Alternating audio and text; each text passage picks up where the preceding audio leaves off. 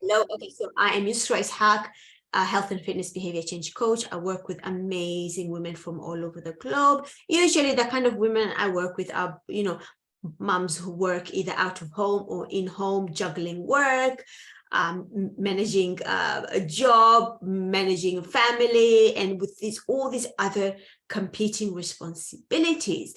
And what tends to happen when we do this is we, trying to keep all the balls in the air, the balls that we're juggling in the air can be really, really hard. And sometimes some of those balls drop. And usually the balls that drop are the glass balls that we can't afford to drop. And they often have to do with our own well-being. You see, we are amazing at looking after other people. Right?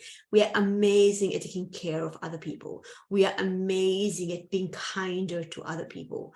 We are amazing at being compassionate to other people. But when it comes to ourselves, it's a different story. So my role is to step in and say, hey, look after you. And I help you do that in a way that merges with your busy life. Right? So how I work with one person can look very different to how I work with another person, because all my programs are bespoke. I work with a person in front of me at an individual and personal and individualized level and approach. Okay. Now, one thing that I see often come up again with myself, I experience this as well, but also with my clients. And this is when we try to negotiate with our minds. You wake up in the morning and you had planned to work out, right? And then your mind is going, come on, Yusra, you know what, you're tired today, you just kind of want to chill today, you want to relax today, come on, you trained really hard 2 days ago, today just chill and relax, you're busy, you've got the children, you have to go out later, so why don't you chill now so that later on you can have the energy to do all these other things, right? Go out and do this and do laundry and pick up the kids up from school. So this is what our mind is telling us. And here we are. It's like, but mind, I really want to work out today. Make me want to work out, right? Make me think that working out is amazing. And your mind is going, no, Yusra, come on. We don't like the discomfort. We don't like sweating. We don't like all those things. Just chill, just sit, right? And in the end, what do? We skip that workout. And here's the thing. When you try to negotiate with your mind, when you're sitting there and thinking, why can't I just like working out? Why don't I just like eating vegetables? When you try to think of why and overthink things and stuff like that, by doing that, you're already putting obstacles in front of you. So here's a secret. Are you ready? Stop it. Don't bother. Don't try to negotiate with your mind, because it will win 100% of the time. Right? You don't need to like working out. You're not always going to like working out. Do you think people like us who wake up in the morning going, hey, I'm ready to really smash that workout, I'm motivated, I'm going? No, we're not driven by motivation. Not at all. We are driven by those inner intrinsic reasons and intrinsic motivation, those reasons like, hey, I want to be able to be healthy and fit and strong and run around with my grandchildren, inshallah, 10 years down the line. That is the thing that drives me, right? Not motivation or willpower that comes and goes. If I depended on motivation and willpower, I wouldn't do any of this, because that fades away very, very, very quickly. So what you want to do is don't waste time negotiating with your mind. Your mind will win every single time. You want to wake up, just get up and do it. Action kills procrastination. When you try to sit there and go, why can't I just be consistent? Why would my mind not let me work out? And you're trying to understand it and reason with it, you're just wasting your time.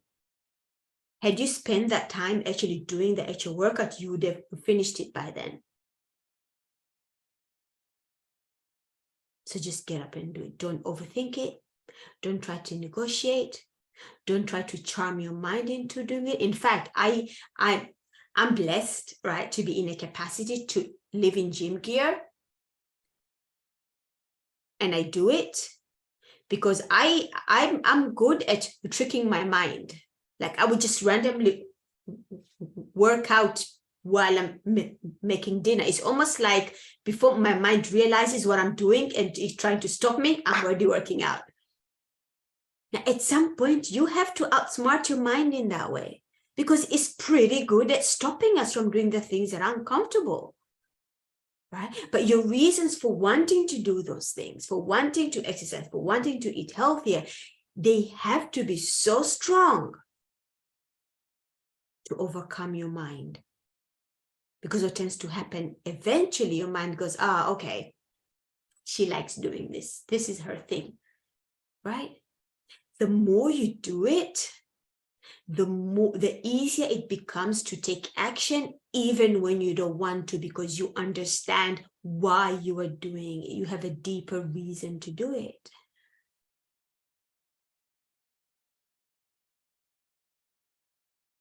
And these are the conversations and the discussions that we go through my programs. My programs are so much more than, hey, here's a workout plan, here's a meal plan, go and do it. No. If, like I always say, if that's all you needed, a workout plan, go on Google, search, you get free ones. You want a workout, go on YouTube, get a workout, that's free. That's not what hiring a coach is about.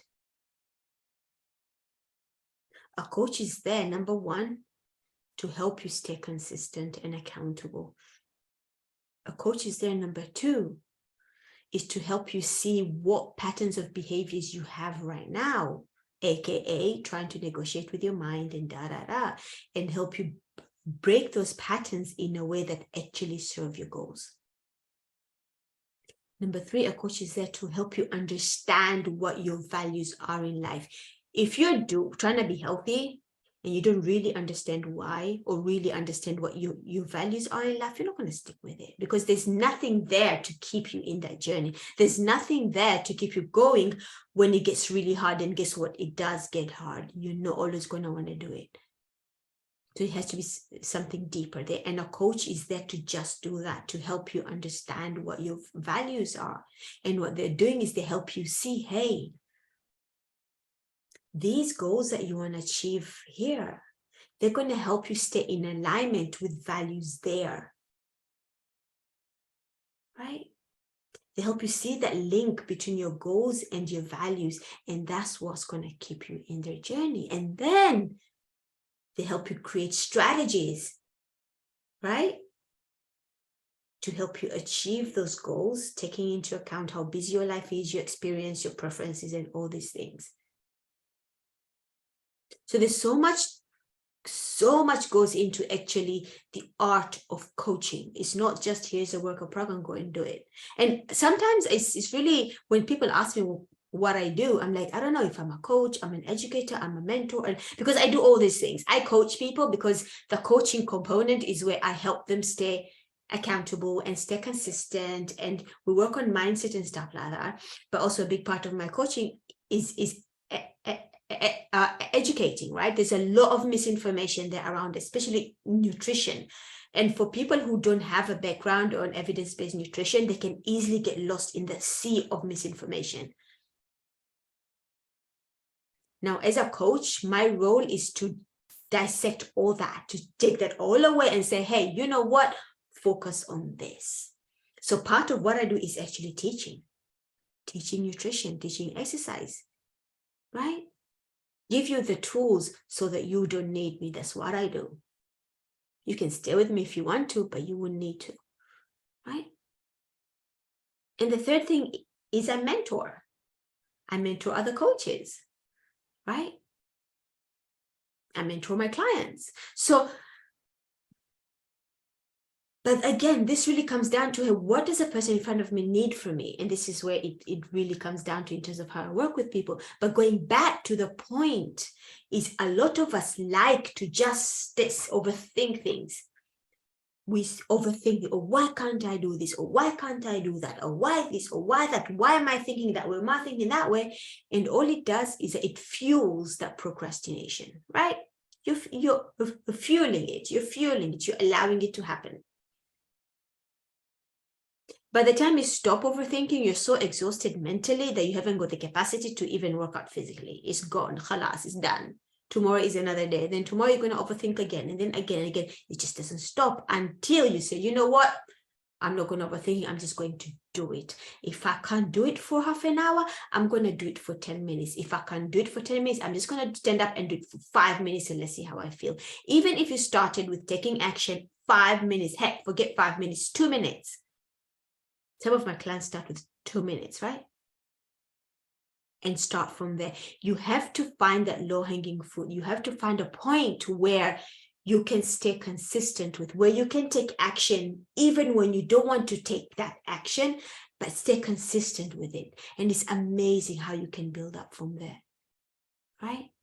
Because you're building the reps under the bar. The more you do it, the more action you're going to take even when you're not motivated to take.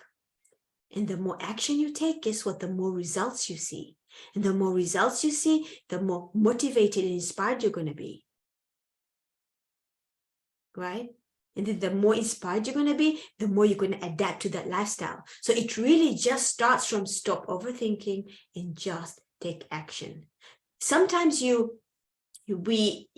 action comes from thinking.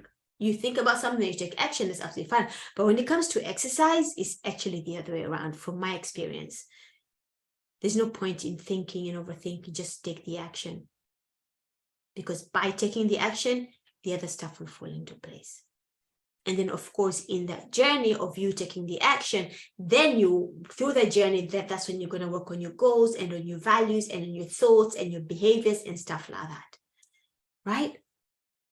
So the message in this live is stop overthinking, stop thinking why you don't like to exercise, why you can't eat healthy, and just find your low-hanging fruit. Find the minimum that you can do, that you can consistently stick with, and build up from there, because you can absolutely create magic.